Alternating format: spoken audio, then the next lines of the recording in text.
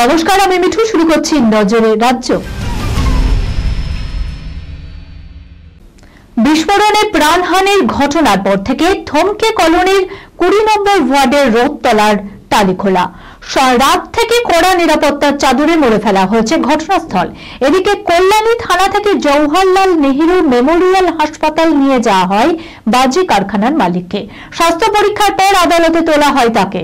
যখন আগুন লাগে বাজি কারখানায়, তখন কাজ চলছিল সেখানে। কারখানায় কর্মরত 5 জন শ্রমিক আটকে পড়েন।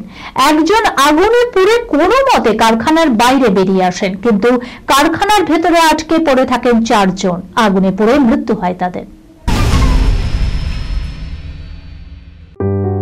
সুনির্ণয় imaging centre private limited advance প্যাথোলজিতে thalassemia screening, large size biopsy setup সহ সমস্ত পরীক্ষা, echocardiography, fetal echocardiography, CT scan, CT guided FNAC, 4D USG, USG guided FNAC, endoscopy, colonoscopy, uroflowmetry, spirometry, colour Doppler, digital X ray, তাছাড়াও সমস্ত বিশেষজ্ঞ চিকিৎসকদের পরিষেবা একই ছাদের তলায় নিয়ে হাজির সুনির্ণয়। ঠিকানা 126/1 পিলখানা রোড, রানীবাগান, বহরমপুর, মুর্শিদাবাদ। বিশদে জানতে যোগাযোগ করুন 8373049252, 7547900377। মাথায় ব্যান্ডেজ, মুখে রক্ত, এই অবস্থাতেই হাওড়া স্টেশনের ছাদের উপর উঠে পড়ল এক যুবক। এই ঘটনায় তীব্র চাঞ্চল্য ছড়িয়ে পড়ল হাওড়ায়। পথ চলতে মানুষজন এই দৃশ্য দেখে জিআরপিতে খবর দেয়। তবে জিআরপি আসার আগেই তাকে যাত্রীরা নিজেরাই নামিয়ে আনার চেষ্টা করে, কিন্তু তারা ব্যর্থ হয়।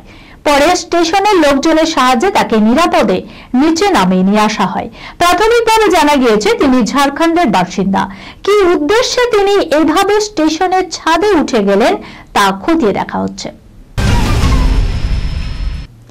আমরা এমন একটা সময়ের মধ্য দিয়ে যাচ্ছি যখন ইন্ডাস্ট্রির স্বার্থে ভালো ছবির তাগিদে হেভি ওয়েট হিরোরা জুটি বাঁধছেন, কিংবা এক ছবিতে দেখা যাচ্ছে গুরুত্বপূর্ণ রোলে।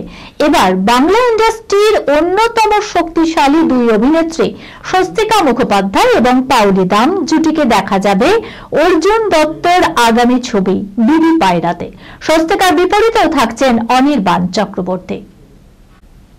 এই খবরের সঙ্গে শেষ করলাম আজকের নজরের রাজ্য। আপনারা দেখছেন TV24 বাংলা, সংবাদ বিনোদন সারাদিন সারাক্ষণ।